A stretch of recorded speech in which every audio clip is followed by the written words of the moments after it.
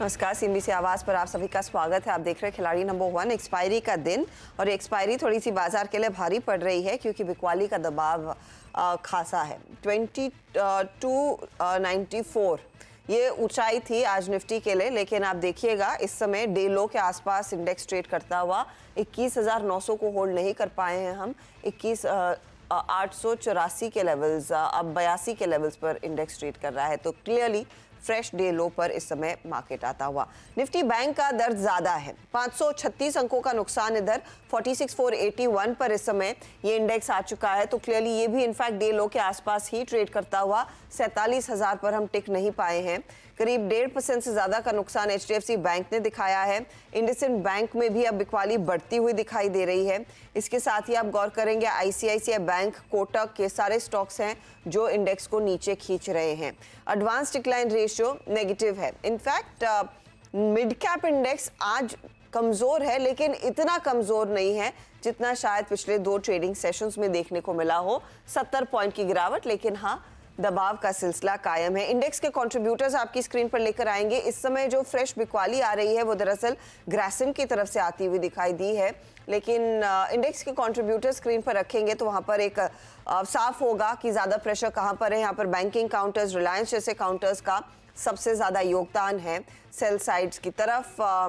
आप देखिएगा HDFC, Bharti, IT, Titan और आईसीआईसीआई बैंक में बिकवाली, लेकिन टीसीएस, एचसीएल टेक तो टेक्नोलॉजी का सपोर्ट और एक्सिस में खरीदारी के अंश आपको दिख रहे हैं। एक बार चार्ट रखिए स्क्रीन पर प्लीज ग्रासिम का, क्योंकि देखते ही देखते करीब 2.5% नीचे आ चुका है काउंटर। अब तक अच्छी तेजी में था, इनफैक्ट 52 वीक हाइस के आसपास ही कारोबार कर रहा था। उसको छुआ था आज 2133 के लेवल्स, तो यहाँ पर एक क्लियर कट स्लाइड आता हुआ। आज ही दरअसल ये अपने पेंट बिजनेस के प्लांट्स को कमीशन करते हुए दिखाई देंगे, तो वहाँ पर कुछ और फुटप्रिंट आता हुआ दिखाई देगा पेंट साइट पर। चलिए, ये अब तक की स्थिति। अब ऐसे में और इतने बिखरे बाजार में हमारे जानकारों के कल तक के रिटर्न्स क्या थे, आज की पोजीशनिंग क्या रहेगी, उस सब पर होगी बातचीत। पहले लेकर आते हैं आपके लिए रिटर्न्स अब तक हमारे जानकारों ने जो कल दोपहर तक कमाए हैं। 13% के नेगेटिव साइड पर आ चुके हैं अरुण। ओशो 4% के नेगेटिव रिटर्न्स। प्रदीप होल्ड कर रहे थे पॉजिटिव जोन में, लेकिन यहाँ पर भी मंदी के सौदे अब शायद पकड़ने पड़ेंगे अपने आप को संभालने के लिए, ये भी -0.18% के रिटर्न्स पर। क्या शॉर्ट साइड का रुझान अब फोकस में रखें प्रदीप, क्या होगी चाल? जी, गुड मॉर्निंग एवरीवन। सो कल हमने निफ्टी में 22,000 के सपोर्ट की बात की थी, तो लेट ट्रेड में इसी लेवल को छू के रिकवरी जरूर से आई थी, पर आज के शुरुआती कारोबार में ये लेवल जैसे ही टूटा, हमने एक क्विक सेल ऑफ देखा है। हमारे हिसाब से ये फॉल एक्सटेंड हो सकता है। नेक्स्ट जो सपोर्ट हमको दिख रहा है वो 22,800, 22,700, 21,800, 21,750 के रीजन में आएगा, जहाँ 34 डीएम है। तो क्लियरली निफ्टी में ये वीकनेस एक्सटेंड हो सकती है। मिड कैप स्मॉल कैप में थोड़ा सा वीकनेस की जो हमने कल बात की थी वो भी एक्सटेंड हो रही है, तो हमारे हिसाब से थोड़ा सा और 1.5-2% का करेक्शन और एक्सटेंड हो सकता है। तो by and large broader indices पे और मेन इंडाइसिस पे नेगेटिव रहेगा। हालांकि जो खिलाड़ी नंबर 1 में नए ट्रेड जोड़ने की बात है, तो एक ही ट्रेड में अभी जोड़ूंगा, जो लॉन्ग साइड जोड़ूंगा, क्योंकि वहां पे मेरे को एक सिग्निफिकेंट आउट परफॉर्मेंस देखने को मिल रहा है, तो ये मेरी स्ट्रेटेजी आज के लिए रहेगी। ओशो, आपको क्या लग रहा है कैसे अप्रोच करना चाहिए इस मार्केट को, और क्या आप मंदी के सौदों पर अब फोकस करना शुरू करेंगे? सी मार्केट में अगर देखें तो कल सेकेंड हाफ में काफी स्ट्रॉन्ग सेल ऑफ आया था, आज भी कंटिन्यूएशन देखने को मिल रहा है। बट टेक्निकल पर्सपेक्टिव पे जो हमारा सपोर्ट जोन है वो 21,800 के आसपास है, तो 21,800 के पास मार्केट को संभलना चाहिए। ये मेक और ब्रेक जोन रहेगा निफ्टी के लिए। अगर इसके नीचे स्लिप होता है तो डेफिनेटली 21,500 के टारगेट्स हम देख सकते हैं। तो 21,800 के पास एक बार के लिए लास्ट होप रखना चाहिए बाय ऑन डिक्लाइंस का, एंड हमारा अप्रोच भी बाय ऑन डिप का ही है इंडाइसेस पे। तो 21,800, 850 स्पॉट जोन पे एक बार बाई की राय बनेगी। हायर लेवल्स पे 22,100, 22,050 से 22,100 के टारगेट देखने को मिल सकते हैं। बट अभी हमें बहुत फजी रहना पड़ेगा स्टॉक सिलेक्शन पे, बिकॉज मेजरली अगर हम देखें इंडाइसेस में 2 दिन में फॉल हुआ है, बट ओवरऑल मार्केट में काफी स्ट्रॉन्ग सेल ऑफ देखने को मिला है। तो उसके हिसाब से हमें अपना स्टॉक सिलेक्शन काफी स्ट्रॉन्ग एंड काफी सेलेक्टिव रह करके लेना पड़ेगा। ओके, तो थोड़ा सा selective stock selection of course रहेगा ही। अरुण, आपकी अप्रोच क्या रहेगी? हर्षदा जी गुड मॉर्निंग और सभी को गुड मॉर्निंग। देखिए डेफिनेटली एक बड़ा डिफिकल्ट मार्केट है। सेकेंडली दोनों साइड के एक्सट्रीम जोन्स हमने देख लिए, 22,300 भी देख लिया, 21,900 के आसपास भी हम आसपास चल रहे हैं। तो 22,200 250 डेफिनेटली एक रेजिस्टेंस बन चुका है, पर 21,900 850 ये भी एक स्ट्रॉन्ग सपोर्ट जोन है। इसी के बीच में एग्जैक्टली मार्केट ट्रेड हो रहा है। तो निफ्टी पे तो अगेन एक कॉन्ट्रा व्यू ही रहेगा, कोई सेल की राय तो नहीं है, क्योंकि अभी भी सभी मूविंग एवरेज के ऊपर है। 21,800 850 स्ट्रॉन्ग सपोर्ट जोन है। अगर वहां पे आता है तो मुझे लग रहा है एक अच्छी अपॉर्चुनिटी रहेगी। अगेन सेल ऑफ आज मिड कैप्स में कम है, कल थोड़ा ब्रूटल सेल ऑफ देखने को मिला। तो मुझे लग रहा है मिड कैप्स अगर थोड़ा आउट परफॉर्म करेंगे तो मार्केट में थोड़ी स्टेबिलिटी आ सकती है। इफ्स एंड बट्स वाली सिचुएशन हो गई है, अगर मिड कैप परफॉर्म करेंगे तो शायद स्टेबिलिटी आएगी। चलिए एक एक करके सभी के सौदे देखते हैं। अरुण कुमार मंत्री इनफैक्ट उनके लिए ये हफ्ता थोड़ा सा खराब उभर कर आ रहा है। नेगेटिव रिटर्न्स -13% के। इनका हुडको का स्टॉप लॉस ट्रिगर हुआ कल, लक्ष्मी ऑर्गेनिक का स्टॉप लॉस ट्रिगर हुआ कल, EIL से एग्जिट कर लिया। तो आपको एक फ्रेश स्टार्ट का मौका मिल रहा है। अरुण बताइए क्या ट्रेड रहेगा? अच्छा जी डेफिनेटली आपने सही कहा, ये काफी मुश्किल भरा वीक मेरे लिए रहा है। और मेजर जो भी स्टॉक्स हमने लिए हैं डेफिनेटली ब्रेकआउट तो संकेत दे रहे हैं, पर मार्केट ने भी साथ नहीं दिया और काफी बड़े सेल ऑफ भी देखने को मिले। अगेन एक फ्रेश स्टार्ट करना चाहूंगा। एमटार टेक में खरीदारी करने की सलाह रहेगी। आज एक 5 दिन के ब्रेकआउट के संकेत ऑलरेडी स्टॉक में देखने को मिल रहे हैं। 2180 का टारगेट रहेगा और 1970 का स्टॉप लॉस रहेगा। मुझे लग रहा है ये स्टॉक एक अच्छा आउट परफॉर्मर रहना चाहिए। ओके, तो ये 1970 के लेवल्स इन्होंने कहे हैं कि वो स्टॉप लॉस के तौर पर काम करेंगे, लेकिन 2180 आपका टारगेट रहेगा। बाय साइड का ट्रेड इस समय एमटार में उभर कर आया है। ओशो का पोर्टफोलियो स्क्रीन पर रखते हैं तो इनके लिए टाटा कॉम कल एग्जिट किया। गोदरेज कंज्यूमर को अभी भी ये होल्ड कर रहे हैं और आरती इंडस्ट्री में कल स्टॉप लॉस ट्रिगर हो गया था। आपका नया ट्रेड क्या रहेगा? नया ट्रेड आज के लिए एक है। अभी बाई अगर हम देखें, मेट्रोपोलिस हेल्थ केयर में बहुत स्ट्रांग ट्रैक्शन देखने को मिला है, तो मेट्रोपोलिस पे बाई की सलाह रहेगी। इसमें अगर हम देखें तो बहुत स्ट्रांग टेक्निकल सेटअप बना है। पिछले हफ्ते एक ब्रेकआउट आया था एंड पिछले 3 दिनों में वो ब्रेकआउट को वापस से रीटेस्ट करते हुए दिखाई दे रहा है। सो वापस रीटेस्ट करने के बाद एक स्ट्रांग रिसर्जेंस है काउंटर में। सो करंट लेवल पे बाई करने की सलाह है।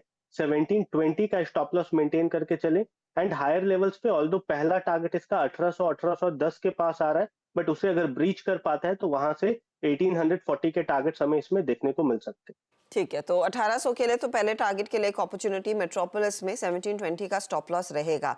प्रदीप के पोर्टफोलियो में सन फार्मा एग्जिट किया आज, जिन्होंने सुबह में 1539 के लेवल्स पर आईसीआईसीआई सिक्योरिटीज कैरी करके आए थे। ये रख रहे हैं या फिर एग्जिट कर रहे हैं प्रदीप? ये भी मैंने सुबह में एग्जिट कर लिया है करीबन 815 के लेवल पे। ओके, तो नया ट्रेड क्या होगा आपका अब? जी, इकलौता ट्रेड जो मैंने बाय साइड के ऐड करने की बात की थी उसका नाम है ग्रेफाइट इंडिया। ग्रेफाइट इंडिया में शुरुआती कारोबार में अगर आप देखें तो एवरेज 20 डे वॉल्यूम से करीबन 3 गुना वॉल्यूम अभी तक ऑलरेडी हो चुके हैं। और रिसेंट टॉप्स को कनेक्ट करते हैं तो उस ट्रेंड लाइन का ब्रेकआउट भी ये शुरुआती कारोबार में कंफर्म कर रहा है। तो यहाँ पे हमको लगता है कि अच्छा मोमेंटम आने वाले 3-4 दिनों में बन सकता है। 558 का स्टॉप लॉस लगाएंगे, 650 के टारगेट के लिए लेंगे। ग्रेफाइट इंडिया 650 का आप कह रहे हैं टारगेट रहेगा। तेजी का ट्रेड है, 650 आपके लिए टारगेट, तो 558 स्टॉप लॉस का काम करेगा। ये है फिलहाल वो ट्रेड्स। प्रदीप, दूसरा ट्रेड देने का इस समय प्लान है या फिर दोपहर तक रुकेंगे? नहीं, अभी तो मैं एक ही ट्रेड दूंगा, बाद में फॉर्मेशन देख के फिर अगर ऐड करना है तो दोपहर में करेंगे। अरुण? अच्छा जी अगेन थोड़ा पोर्टफोलियो में थोड़ा क्रंच है, इसीलिए थोड़ा वेट एंड वॉच करके दूंगा। मोस्टली 12:30-1 बजे बाद कोई स्टॉक निकलेगा तो वहां पे इनिशिएट जरूर करूँ। ओशो, आप भी एक जोड़ सकते हैं वैसे। नहीं, सेम अप्रोच है मेरा भी, बिकॉज मार्केट में अभी काफी टेंटेटिवनेस देखने को मिल रहा है। कन्विक्शन से बाई नहीं आया है मार्केट में, तो जब एक वापस से अगर कन्विक्शन दिखता है सेकंड हाफ में बाई की तरफ, तब सेकंड बाई का जो बहुत सारे काउंटर्स रडार पे हैं वो एक बार मार्केट कंक्लूसिव हो जाता है, तब वहां पे बाई की सलाह सेकंड हाफ में देने को देख सकते हैं। ओके, तो ये फिलहाल आपके लिए क्लियरली वो ट्रेड सेकंड हाफ में ही नया वाला आएगा, उससे पहले नहीं। ठीक है, चलिए फिर तो अब बात करते हैं आज की जो आईपीओ मार्केट में खुल रहा है। आईएलएस हॉस्पिटल के नाम से मल्टी स्पेशलिटी हॉस्पिटल चलाने वाली कंपनी जीपीटी हेल्थ केयर, ये आईपीओ मार्केट में आ चुका है। करीब 525 करोड़ रुपए कंपनी जुटाएगी। इशू प्राइस 177 से 185 है। अब ये 525 में 485 ओएफएस है, बाकी बचा हुआ फ्रेश इशू रहेगा। क्या है प्लान्स, कौन कौन एग्जिट कर रहा है? इस सब पर बात करने के लिए कंपनी के डायरेक्टर अनुराग तांतिया और साथ ही ग्रुप सीएफओ अतुल तांतिया हमारे साथ जुड़ रहे हैं। आप दोनों का ही स्वागत है सीएनबीसी आवाज पर। मैं पहले तो ये समझना चाहूंगी, ये लार्जली एक ओएफएस है, कौन एग्जिट कर रहा है? अनुराग, अगर उसका डिटेल आप हमें दे सकें। Thank you for having us. हाँ, ये लार्जली एक ओएफएस है। हमारे ग्रुप में, हमारे हॉस्पिटल चेन में एक बैनियन ट्री करके प्राइवेट इक्विटी प्लेयर आए थे 2014 में, वो अब एग्जिट कर रहे हैं। 9.5 years का फंड एग्जिस्टेंस था हमारे संग में, उनका फंड लाइफ अब खत्म हो रहा है एंड उनका मैक्सिमम ओएफएस हो रहा है। इसमें क्या प्रोमोटर्स भी पार्टिसिपेट करने वाले हैं?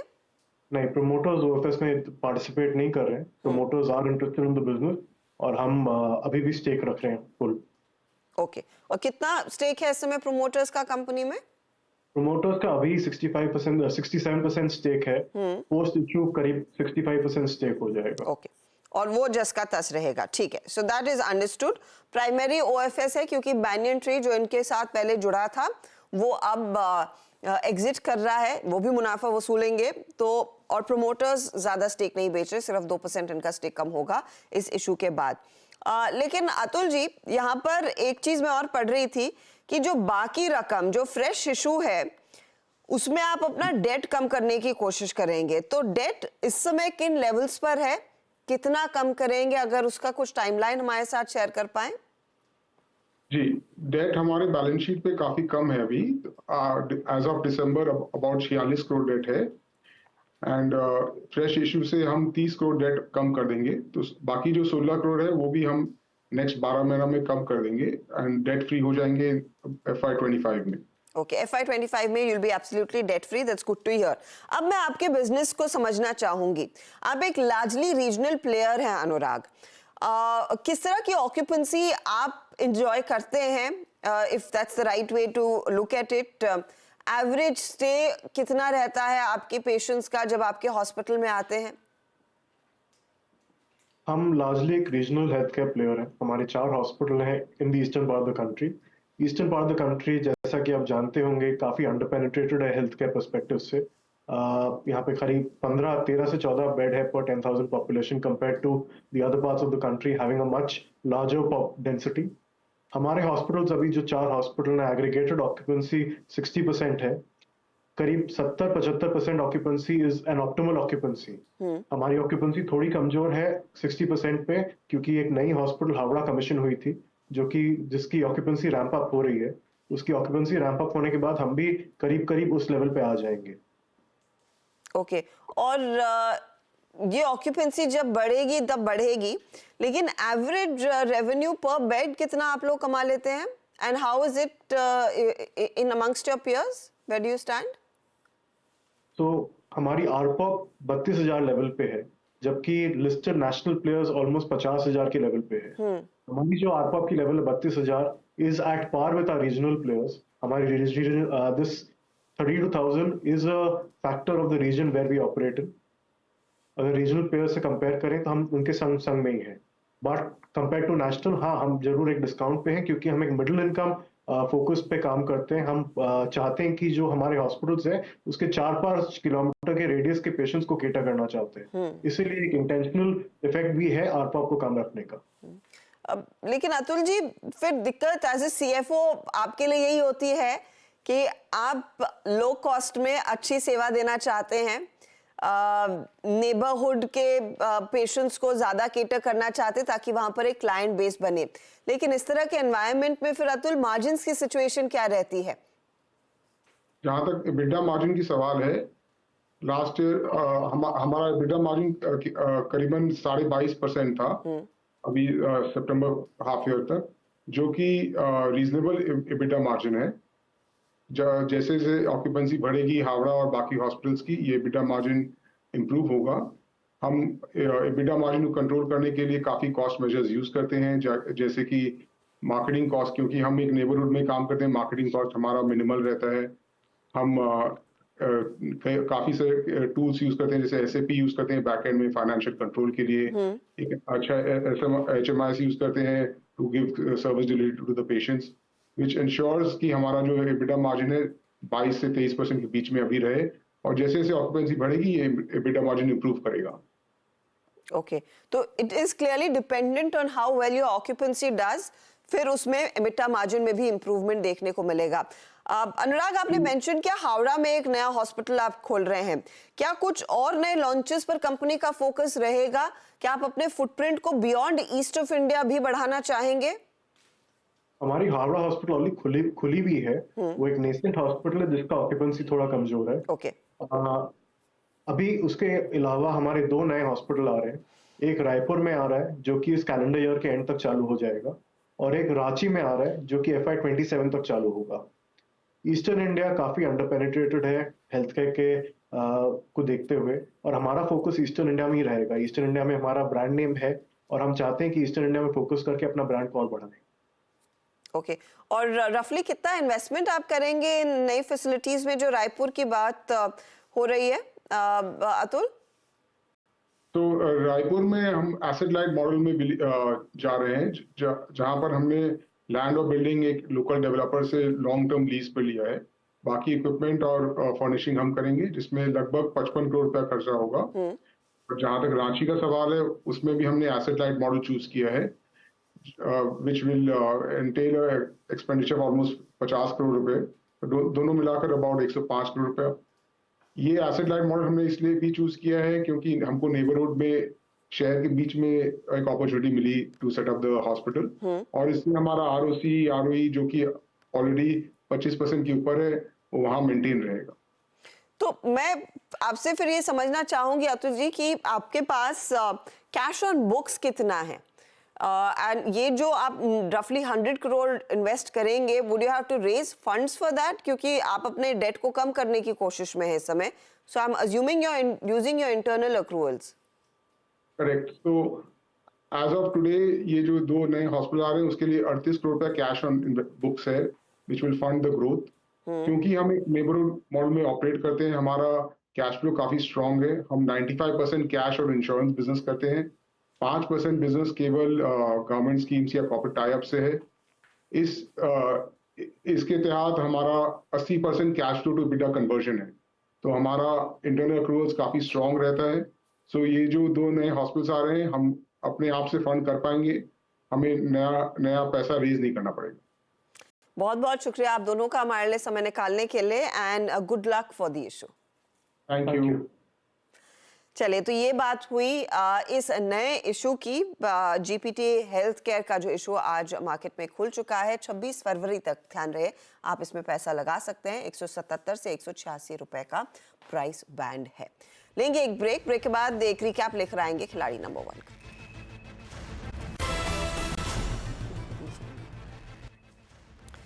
ओके, तो मिड कैप इंडेक्स थोड़े से पॉजिटिव जोन में आया है, ये 14.2 पर है, लेकिन आप देखिएगा निफ्टी का हाल, निफ्टी रिट्रेस कर 21,900 पर लौटता हुआ इस समय तो बहुत मामूली सा रिट्रेसमेंट है, लेकिन हाँ वो 21,875 से थोड़ा सा रिलीफ जरूर आया है। निफ्टी बैंक की स्थिति में कोई बदलाव नहीं, वो 525 अंकों के नुकसान पर अभी भी कारोबार कर रहा है। चलिए अब आते हैं खिलाड़ी नंबर 1 के अपडेट्स पर। हमारे जानकारों ने जो ट्रेड्स ले लिए हैं, अरुण कुमार मंत्री ने एमटार दिया, एक जगह खाली है, आगे ट्रेड जोड़ेंगे। 2180 का टारगेट है, 1970 का स्टॉप लॉस रहेगा। रिटर्न्स की सिचुएशन, एमटार भी ज़्यादा कुछ कर नहीं रहा है, 0.2% का ड्रैग इसमें बनता हुआ।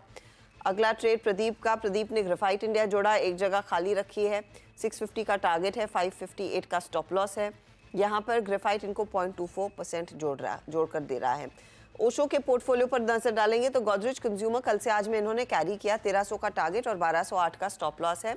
मेट्रोपोलिस हेल्थ इन्होंने नया जोड़ा है ट्रेड, 1810 टारगेट और 1720 का स्टॉप लॉस। दोनों में गोदरेज 0.58% का योगदान दे रहा है, लेकिन मेट्रोपोलिस 0.96% का ड्रैग दिखा रहा है। ओवरऑल रिटर्न्स की सिचुएशन अब आपकी स्क्रीन पर आ जाएगी। पॉजिटिव में होल्ड कर पाए हैं प्रदीप अपने आप को, लेकिन -4.5% के रिटर्न्स ओशो के, -13.73% के रिटर्न्स हैं इस समय अरुण के। ये है आपके लिए ताज़ा हाल। नए ट्रेड्स जो भी आएंगे वो आपके लिए अपडेट होंगे 1 बजे के कार्यक्रम में मिड कैप मंत्र के दौरान। चले लेंगे एक ब्रेक के बाद पूरा ध्यान कमोडिटी मार्केट के एक्शन पर।